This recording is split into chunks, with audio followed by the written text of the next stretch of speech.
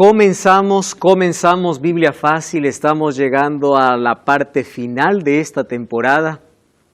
Sin embargo, vendrán otras y cada temporada nos trae sorpresas, emociones, pero sobre todo, palabra de Dios.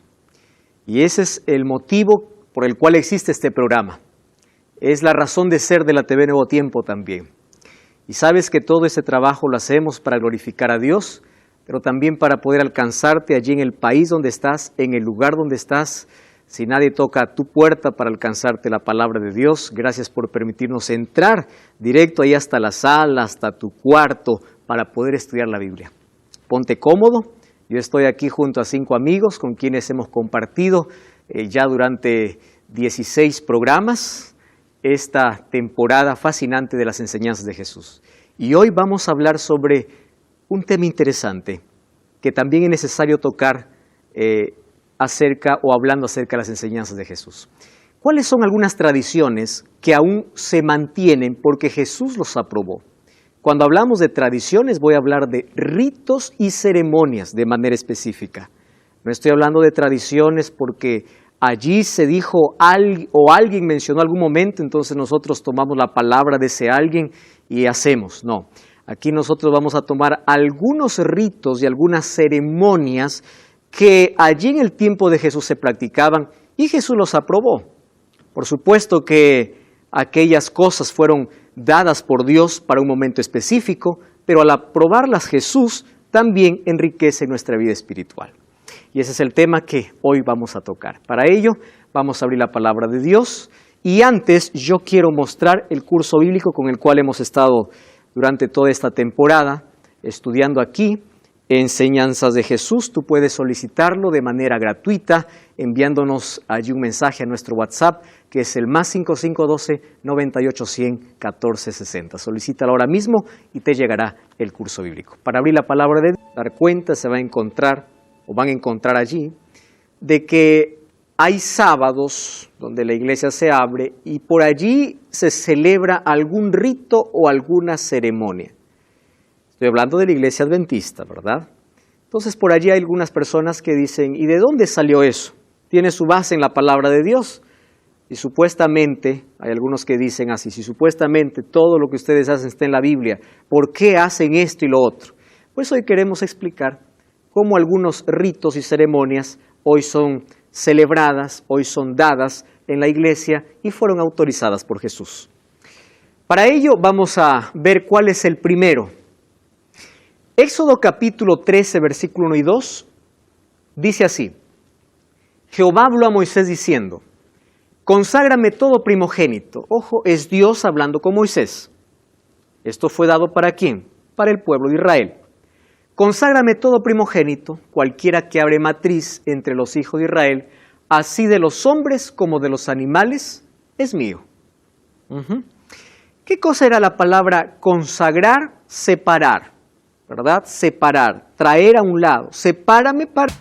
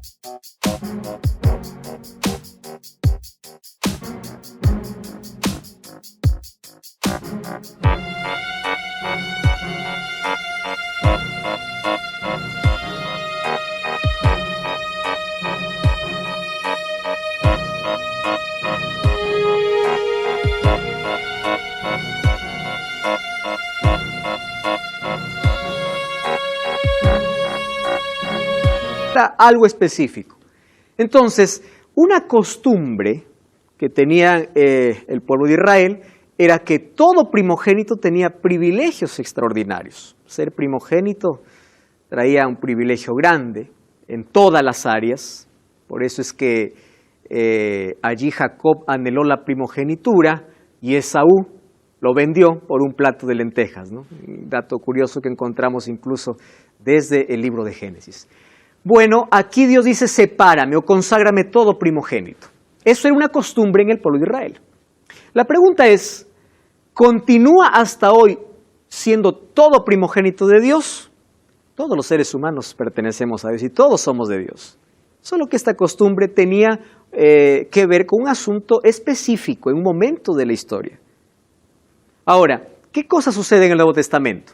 Lucas capítulo 2, versículo 22 y 23, dice así, cuando se cumplieron los 8 días de la purificación, recuerden que estos eran leyes de Moisés, o que Dios dio a Moisés, conforme a la ley de Moisés, le trajeron a Jerusalén para presentarle al Señor. Este texto ya no está en el Antiguo, sino donde está en el Nuevo Testamento. Como está escrito en la ley del Señor, todo varón que abriere la matriz será llamado santo del Señor. ¿A qué estaba haciendo referencia Lucas? A lo que dice Éxodo. Entonces, ¿qué cosa hicieron María y José, padre y madre de Jesús? Ellos siguieron este ejemplo. Incluso había en este rito de consagración, ellos tenían que ofrecer un sacrificio, llevaban una ofrenda. Y como María y José eran pobres, dice que ellos apenas llevaron un par de palomas o palominos, ¿verdad? Y allí en ofrenda para poder ofrecer o para poder presentarlo al Señor. ¿Jesús fue bautizado a esa edad? No, Él fue presentado. Entonces, tomando el ejemplo de Jesús, nosotros creemos en algo, de que no solamente el primogénito, sino que todo niño que nace en un hogar cristiano, porque aquí son los padres quienes eligen, pueden en la iglesia hacer una oración de dedicación al Señor. ¿Cómo así? El deseo de los padres es que este niño pueda crecer, ¿dónde? En los caminos del Señor. ¿Qué cosas hacen los padres? Lo presentan ante toda la iglesia presentando ese deseo. ¿Y saben qué cosa es lo lindo? Aquellos que tenemos el privilegio, ¿no?, de haber nacido en un hogar cristiano, nuestro primer lugar de adoración fue la casa, la segunda fue la iglesia. Y se dice que nosotros tenemos 3 escuelas en la vida. La primera es la escuela del hogar, es la iglesia del hogar en sí, ¿no? La iglesia de la casa y la escuela de la casa. Ahí aprendemos todo. Aprendemos a hablar, aprendemos del ejemplo de los padres, aprendemos todo a dar nuestros primeros pasos. Pero nuestra segunda escuela debe ser la iglesia. Porque en la iglesia aprendemos a adorar. Y todos los seres humanos nacimos ya con el deseo de adorar.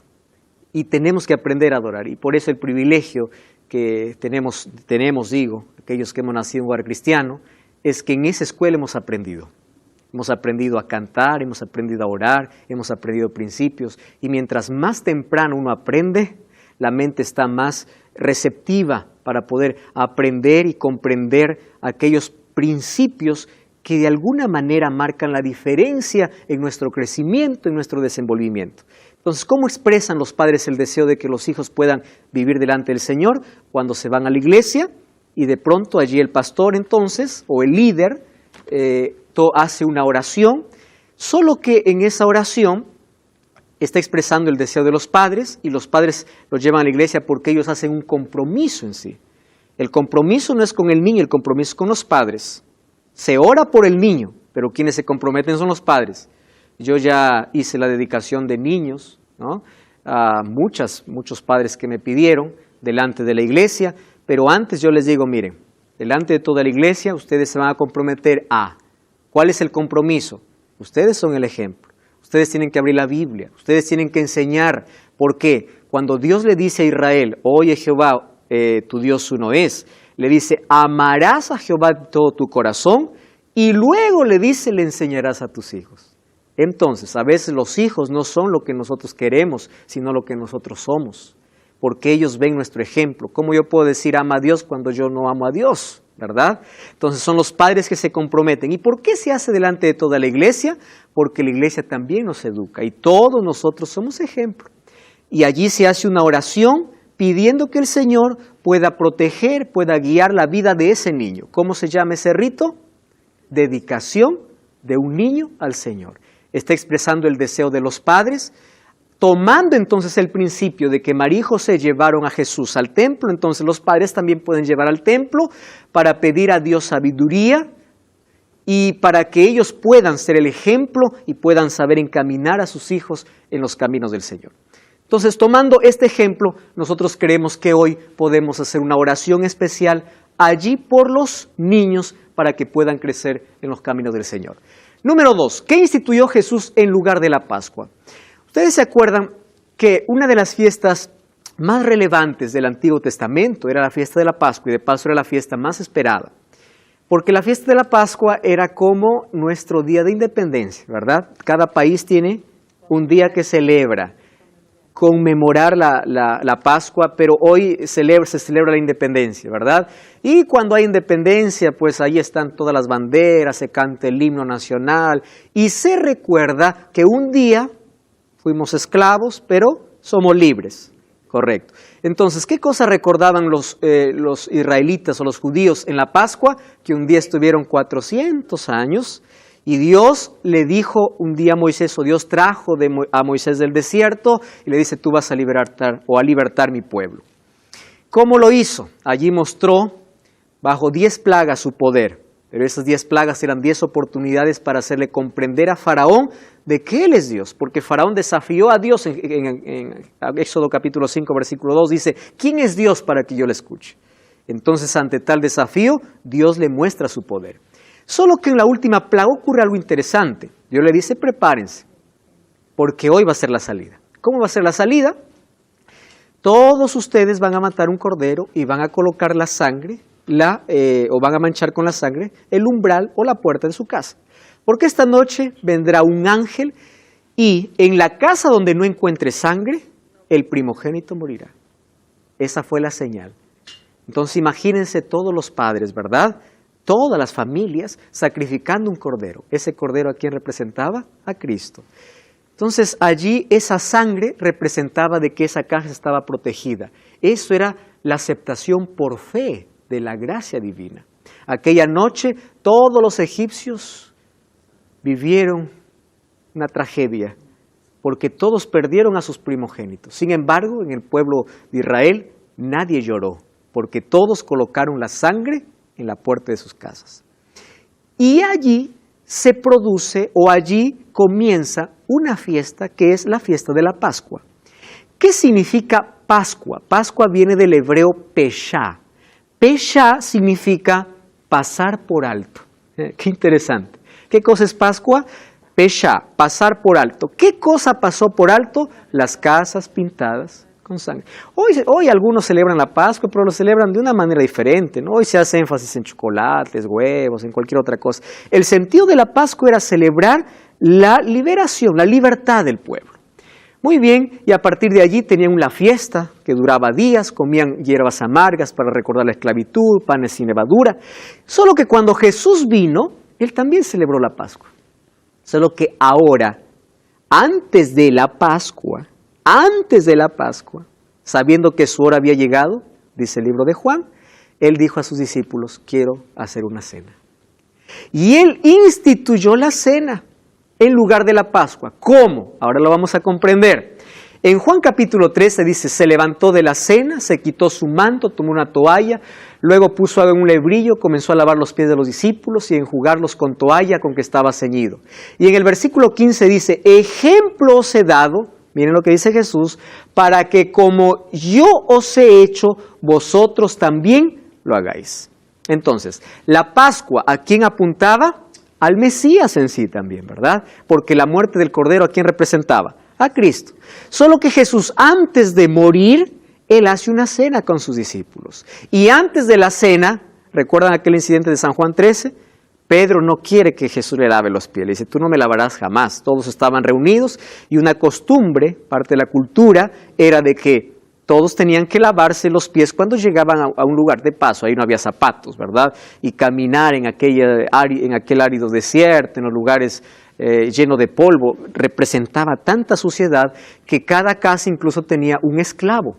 Y el esclavo, él era el encargado de poder lavar los pies de todo aquel que llegaba. Solo que en esa casa donde Jesús estaba con sus discípulos no había ningún esclavo. Y todos se miraban, estamos con pies sucios. ¿Y quién va a lavar ahora? ¿Quién? Yo no. Tú, no, yo tampoco. ¿Cómo yo? Eso hace un esclavo, pero aquí nadie es esclavo. ¿Y cómo me impresiona? Hay cosas que Jesús no habla, hace. Y cuando hace, rompe el corazón. Jesús se levanta. Al ver que todos se miran, Él deja su manto. Dejar su manto está dejando su autoridad, ¿verdad?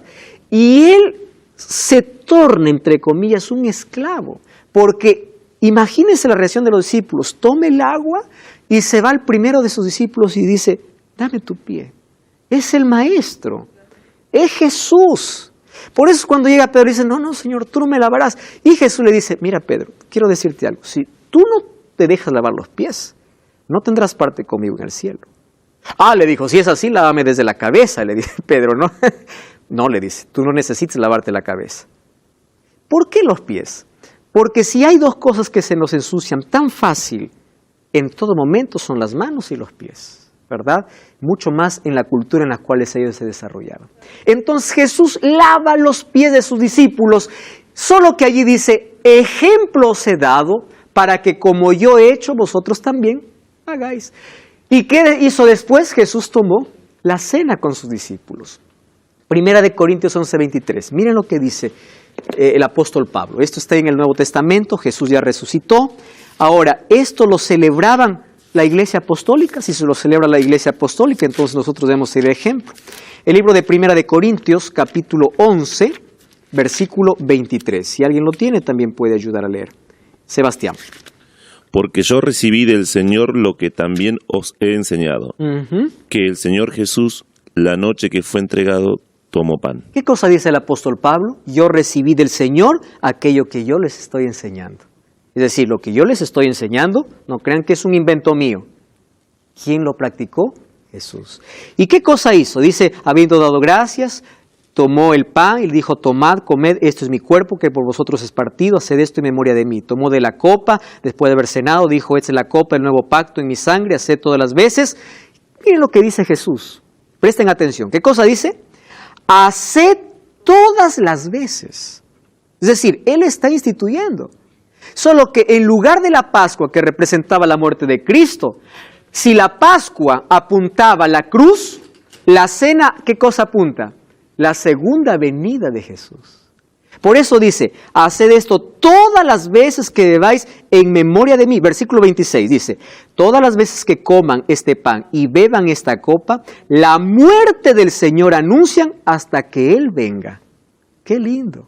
Entonces, participar de la cena del Señor es uno de los ritos que Jesús nos enseñó. ¿Cómo se practica? Allí nosotros vemos en Marcos capítulo 14, dice que después que Jesús tomó el pan y bebió del vino, dice, no más tomaré del jugo de la vid, ¿hasta cuándo? Dijo, hasta el día que yo nuevamente lo haga, pero con los redimidos en el cielo. Por eso es que en Apocalipsis 19 dice, bienaventurados los que son llamados a la cena de bodas, porque en el cielo hay una recepción interesante y Jesús está preparando para cenar una vez más con nosotros allá. Ahora, por eso que cuando vas a una iglesia vas a encontrar de que hay sábados donde hay cena del Señor. Y antes de la cena, ¿qué cosa hay? Lavamiento de pies. ¿Qué significa lavar los pies? Un acto de humildad. Es el rito de humildad. Y después se toma un poco de pan sin levadura, que es el símbolo del cuerpo de Cristo, y se bebe jugo de uva sin fermentar, que es el símbolo de la sangre de Cristo, y así renuevo mi pacto, mi compromiso con Dios. Entonces, cada vez que hay una cena del Señor, es la oportunidad para renovar nuestro compromiso con Dios. Y tú ya practicaste alguna cena. Allí tu iglesia practica la cena del Señor. Jesús lo instituyó, Jesús mandó, y eso tenemos que practicar. Cada vez que nosotros hacemos eso, renovamos nuestro pacto y nuestro compromiso con Dios. ¿Qué más enseñó Jesús? Jesús allí lavó los pies de sus discípulos y luego tomó la cena. Otra ceremonia instituida por Cristo, que por supuesto tiene su base en el Antiguo Testamento, es el matrimonio. Por eso es que nosotros creemos que cuando hay un relacionamiento entre un hombre, entre un joven, una señorita, un hombre, una mujer, que es el diseño que Dios colocó para la familia, no puedan formar una familia a menos que no haya matrimonio. porque la convivencia en la Biblia es pecado. ¿Verdad? ¿Qué cosa dice la Biblia? No cometerás adulterio. Y Jesús también dijo, no fornicarás. ¿Cuál es la diferencia entre fornicación y adulterio?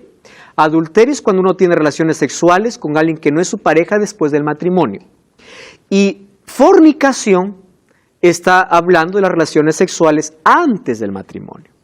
Por eso Jesús instituyó el matrimonio. Respondiendo les dice, ¿no habéis leído qué es lo que hizo desde el principio? Varón y hembra los hizo. Por esto el hombre dejará padre y madre, se unirá a su mujer, los dos serán una sola carne. Ya no son más dos, sino una sola carne. Por tanto, lo que Dios juntó, no lo separe el hombre. ¿Se acuerdan ustedes que el primer milagro que hizo Jesús, incluso, ¿dónde fue? En las bodas de Caná.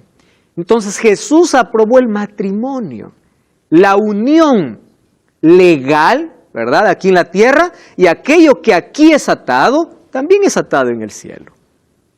Ahora, es una institución bíblica. ¿Qué funciones designó Jesús a sus discípulos? Marcos 3:14 dice, y estableció a 12. La palabra establecer aquí es ordenar. Ordenó a 12 para que estuviesen con él y para enviarlos a predicar. Y hay un asunto interesante. Vamos al libro de Hechos.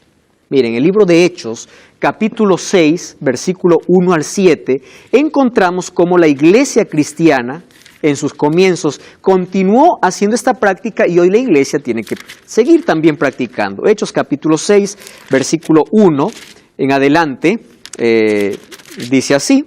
En aquellos días, como crecía el número de los discípulos, hubo murmuración de los griegos contra los hebreos, y las viudas de aquellos eran desatendidas en la distribución diaria. Los 12 convocaron a la multitud de los discípulos y dijeron, no es justo que nosotros dejemos la palabra de Dios para servir a las mesas. Buscad entre vosotros 7 hombres de buen testimonio, llenos del Espíritu Santo, de sabiduría, a quienes encarguemos este trabajo. Entonces nosotros persistiremos en la oración y el ministerio de la palabra. Agradó esta propuesta a la multitud, eligieron a Esteban, hombre lleno de fe y del Espíritu Santo, a Felipe, Prócoro, Nicanor, Timón, Pármenas, Nicolás, prosélito de Antioquía. A estos lo presentaron ante los apóstoles, quienes orando, les impusieron las manos.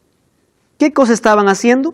Lo estaban separando para una función específica. Entonces, cuando vamos a la iglesia, vamos a encontrar que algunas veces en el año, existen algunas funciones que necesitan de una separación especial, para un servicio específico.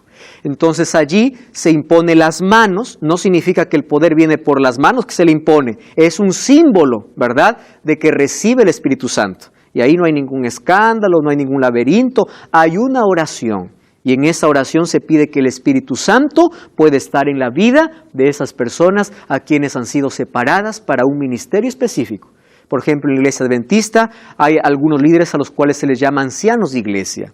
Un anciano es un líder espiritual, ¿verdad?, de buen testimonio, alguien que va a dirigir la iglesia local, alguien que va a estar al lado del pastor, y a él también se le impone las manos para pedir que el Espíritu Santo pueda usarlo y se lo separa para esa función. Los diáconos también, los pastores también, porque seguimos aquello que la iglesia cristiana practicaba. Entonces, para algunas funciones específicas era necesario. No es un bautizo, es una oración especial por alguien que ha sido separado para un ministerio específico. Para algunas funciones específicas. Y en relación a los ancianos y todo, ¿cómo se le puede escoger? En la Biblia indica sí, qué personas la Biblia sería... ya está hablando de líderes, de ancianos en la iglesia primitiva. ¿Correcto? Entonces, de acuerdo a sus dones, de acuerdo al ministerio, incluso recuerdan de los dones espirituales que hablamos, dados por el Espíritu Santo. Sí, hay personas que son separadas para una función específica. ¿Y quién es la persona que hace lo de la imposición? Un pastor. ¿Y por qué lo hace un pastor? Porque un pastor también recibió una imposición de manos. Ojo, cuando nosotros hacemos una imposición de manos, no estamos diciendo que yo estoy dando mi poder. ¿Correcto? No, porque el ser humano no tiene poder. Eso es un rito, una ceremonia, tomando como el bautismo, que es un símbolo, ¿verdad? Entonces yo estoy colocando mi mano siguiendo este ejemplo, pidiendo que el Espíritu Santo coloque en su vida, su mente, o pidiendo que el Espíritu Santo tome su vida, tome su mente, para que pueda liderar en ese ministerio al cual ha sido separado. ¿Correcto? Ahora, ¿qué más tenemos? Santiago 5:14 dice, ¿está alguno enfermo entre vosotros? llame a los ancianos de iglesia y oren por él, ungiéndole con aceite en nombre del Señor. Entonces, el ungimiento de los enfermos es un rito o una ceremonia autorizada por la palabra de Dios. Cuando un miembro de iglesia, un cristiano o una persona, incluso que no ha ido a la iglesia, pero acepta a Jesús y pide que un líder espiritual venga, ¿verdad?, y pueda orar y le pueda ungir, cuando el pedido es del enfermo, nosotros vamos. Yo ya ungí a muchas personas. Entonces, ¿cómo se hace? Se reúne a toda la familia, se pide perdón entre todos, porque la persona tiene que estar en paz con sus semejantes, con su familia, con Dios, y después se lee un texto bíblico, se hace una oración, y en esa oración se pide la voluntad de Dios. En el ungimiento, la persona enferma está entregándose por completo a la voluntad de Dios. Hay personas que después de ser ungidas mueren, después de minutos. Yo ungí hace algún tiempo una persona que estaba consciente, por supuesto. Le hice unas preguntas, aceptó a Jesús, aceptó como...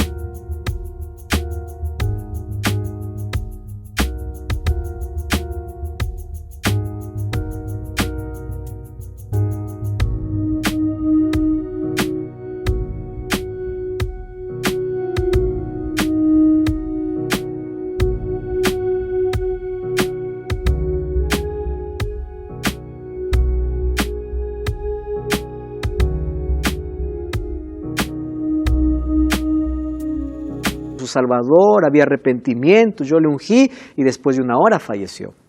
Entonces, uno se entrega a la voluntad de Dios. ¿Cómo es el ungimiento? Se lee el texto bíblico, un texto de esperanza, ¿verdad?, que si nosotros descansamos en el Señor, un día resucitaremos. Y esa persona enferma abraza esa esperanza. Se coloca un poco de aceite, no es cualquier aceite, es el aceite más puro, que es el aceite de oliva. Se le coloca un poco sobre la frente. Y también eso es un símbolo del Espíritu Santo en la vida de la persona. Porque aquí dice, ungiéndole con aceite en el nombre del Señor. Entonces hacemos una oración y esa persona se ha entregado por completo a la voluntad divina. Presten atención, ya se dieron cuenta entonces que hay ritos y ceremonias desde que el cristiano nace, incluso hasta cuando muere, ¿verdad? Son cosas que enriquecen nuestra experiencia espiritual. Cuando uno nace, es presentado delante del Señor. Cuando uno crece, ¿qué cosa sucede? Y quiere casarse, existe el matrimonio. Cuando uno está enfermo, existe el ungimiento. Cuando hay una función específica, existe la ordenación. Y nosotros tenemos que practicarlas en el Señor. Son cosas que enriquecen la vida espiritual. Hay personas que dicen el cristianismo es aburrimiento. Ustedes no saben lo que están perdiendo. Ustedes no saben cómo hay cosas en la iglesia que son instituidas por Dios. Ya estamos de regreso. Este es tu programa de Biblia Fácil. Estamos llegando a la parte final de esta temporada. Y hoy estamos hablando sobre un tema importante de algunos ritos y ceremonias que enriquecen nuestra experiencia con Dios. Y todos estos ritos y ceremonias fueron dadas por Cristo, fueron establecidas por la palabra de Dios para que cada día nosotros podamos tener una nueva experiencia. ¿Ya vieron? Ya se dieron cuenta que la vida cristiana es una vida dinámica, de crecimiento continuo, y hay cosas que realmente hacen que nosotros podamos vivir aquella experiencia en intensidad. Yo les estaba diciendo antes de ir a la pausa que hay muchas personas que piensan que ser cristiano es una persona que no tiene vida, es una persona que vive en el aburrimiento, es una persona que no sabe qué hacer con su vida. Es como si yo tuviese una naranja y por su color dijera, esta está fea. A menos que tú no lo pruebes de verdad, entonces no vas a emitir un juicio. La naranja puede ser de un color no tan bonita exteriormente, mas cuando lo pruebes, te vas a dar cuenta que te equivocas. Entonces, alguien que dice, los cristianos son así, aquí hay diversión, aquí hay vida, por eso no soy cristiano, no saben que hay experiencias lindas que se están perdiendo. Y en la iglesia nosotros tenemos actividades para todos, para niños, para jóvenes, adolescentes, adultos, tenemos campamentos, tenemos recreación, ¿verdad? Y la recreación es sana, que tiene un propósito. Miren, yo no llamo diversión a sacrificar mi salud amaneciéndome, por ejemplo, todo un fin de semana, ¿verdad? En un lugar, dejando de dormir y allí matando mis células, mis neuronas con el alcohol. Eso yo no llamo diversión, eso yo llamo autodestrucción.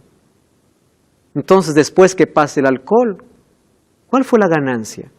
Al perder sueño me estoy envejeciendo, estoy atentando contra mi salud, me vuelvo más irritado en todo. Eso no es diversión, eso es autodestrucción. Y el alcohol, hay estudios que muestran que mata neuronas. Entonces, aquello que se llama diversión en sí es condenación. ¿Qué cosa es realmente experiencia con Dios? Son aquellos detalles que incluso Dios colocó para que en mi caminar a su lado, en ese proceso de estudiar la Biblia, de orar, pueda tener otra experiencia. Ustedes no saben qué lindo es participar de la cena del Señor. Es extraordinario. Recordar el sacrificio de Jesús, cómo fue lo que Jesús hizo en el pasado. Y saber de que a través de eso estoy anunciando su muerte hasta el día de su venida. Y saber que un día la cena ya no será aquí en la iglesia, sino en la cena estará Cristo mismo. ¿Qué otros ritos existen? ¿Qué hizo Jesús para dar inicio a su ministerio público? Jesús se bautizó. Sobre el bautismo vamos a hablar en la última lección, ¿correcto? Pero hoy quiero dar un énfasis especial en esto. El bautismo es el inicio. No es el fin, es el inicio de un caminar al lado de Jesús. Algunos piensan que cuando uno se bautiza llegó al final, ya me bauticé, ya estoy, aquí se acabó. No, es el comienzo de tu lucha, de tu vida cristiana, de tu entrega. Entonces hay personas que no quieren tomar ese inicio. Eso vamos a explicar a más detalle en la siguiente lección. Jesús envió a sus discípulos, vayan, bauticen en el nombre del Padre, del Hijo y del Espíritu Santo. ¿Y qué cosa dijo Jesús? Enseñándoles. Entonces, ¿saben que la salvación también tiene que ver con lo pedagógico, la enseñanza? Una persona que es bautizada tiene que ser enseñada. Y ahí está su promesa, yo estoy con vosotros todos los días hasta el fin del mundo. Yo quiero terminar esto contándoles una historia. Jesús hizo todo lo posible para salvarnos. Si alguien se pierde, es por propia elección. La salvación es un asunto de decisión. Cuenta la historia que un hombre millonario tenía un solo hijo. Y un día llegó la desgracia a este hogar, la esposa falleció y solo los dos quedaron. Como ellos tenían mucho dinero, les gustaba el arte y empezaron a coleccionar los dibujos o las imágenes de arte más valiosas, más costosas. Y tenían una sala enorme de los mejores cuadros, de los mayores pintores de la historia. Un día, en tiempo de guerra, el hijo es tomado para ir a la guerra. Se despidieron con el padre. Uno cuando va a la guerra no sabe si va a regresar. Y lamentablemente sucedió lo peor. Aquel padre perdió el único hijo que tenía. Se quedó sin esposa y ahora estaba condenado para poder pasar sus últimos días en la soledad. Cuando él supo que su hijo no más vendría, ya estaba pasando aquel momento de luto, de dolor, ese proceso que es inexplicable. Ustedes saben que perder un hijo no tiene nombre. Un hijo que pierde a su padre queda huérfano, ¿verdad? Un esposo que pierde a su esposa queda viudo. Pero cuando un padre pierde un hijo, no tiene nombre. Es inexplicable. Entonces, un día alguien tocó el timbre de su casa, él abrió y encontró a un muchacho que estaba con muletas porque no tenía una pierna. Mas tenía allí en su mano un cuadro. Le dice, Señor, usted no me conoce, pero quiero presentarme. Yo fui soldado y yo conocí a su hijo. Y hoy he venido para decirle que allí en la guerra, cuando el enemigo estaba, yo era el blanco del enemigo, su hijo apareció y me cargó, porque yo había perdido una pierna. Y él, cuando me cargó, me lanzó a un lado más seguro, solo que la bala llegó para su hijo. Es decir, su hijo murió por mí. Su hijo murió por mí. Y yo desde ahí no he podido dormir, le dice este muchacho. Perdóneme que venga a hacerle recordar, solo yo vine a agradecerle. Y quiero que usted sepa que su hijo murió como un héroe, porque dio su vida por mí. Y yo quiero hacerle un honor. Yo aquí traje un cuadro, y en este cuadro está la imagen de su hijo. Y cuando el padre lo vio, era el rostro de su hijo. Abrazó a aquel muchacho, y aquella imagen, por supuesto, no estaba bien pintada, ¿verdad? Pero por lo menos estaba el retrato de su hijo. Y puso el retrato de su hijo entre las imágenes más costosas que él había coleccionado. Un día, este hombre millonario falleció. Entonces, él había dejado un testamento que toda su riqueza lo daría para una subasta. Y en todos los diarios salieron de que había una subasta de este millonario. Y la gente reunió todo su dinero, a aquellos que les gusta el arte, porque querían comprar las mejores obras que esta casa tenía. Sin embargo, cuando llegó aquel día y había una multitud, salió allí el encargado de hacer la subasta y dice, comencemos. La multitud estaba a la expectativa, ¿cuál es el primer cuadro en ser subastado? ¿Cuál es el primer cuadro? Entonces saca una imagen que nadie quiere. Es la imagen, aquel cuadro donde estaba el rostro del hijo. Y dice, tenemos que comenzar la subasta con este cuadro. Y cuando todos miraron el cuadro, dijeron, nosotros no hemos venido por eso. Queremos las obras mayores, las obras más grandes. Y él le dice, no, es imposible. Tenemos que comenzar por este. Alguien da 100, por lo menos 100. Nadie levantó la mano. Alguien da 50. Nadie. Todos estaban guardando para el premio mayor. Alguien da 10. Nadie. Allí lejos había un jardinero. Estaba haciendo su obra, su trabajo. Y cuando escuchó que nadie daba ni siquiera 10, él dijo, algo debo tener en la casa. Se fue, levantó la mano y dijo, 10 es todo lo que tengo. Y ahí una vez más se hizo énfasis. ¿Alguien quiere dar más de 10? Nadie. Entonces, vendido 10 a la 1, 10 a las 2, 10 a las 3. Aquel jardinero entregó los $10, tomó el cuadro y luego el juez dijo, señoras y señores, acabó la subasta. Y todos no entendían qué cosa estaba sucediendo. ¿Cómo que acabó la subasta si estamos esperando todos los cuadros más costosos, toda la fortuna? Y ahí explicó que aquel millonario antes de morir en su testamento escribió lo siguiente. Dejo toda mi fortuna en subasta, solo que toda mi fortuna depende de una sola cosa. Aquel que lleva al hijo, lleva todo. Y la subasta acabó. Queridos, nosotros en la vida perseguimos cosas. Queremos gloria, queremos dinero, queremos vida. Y todo eso Dios nos ofrece.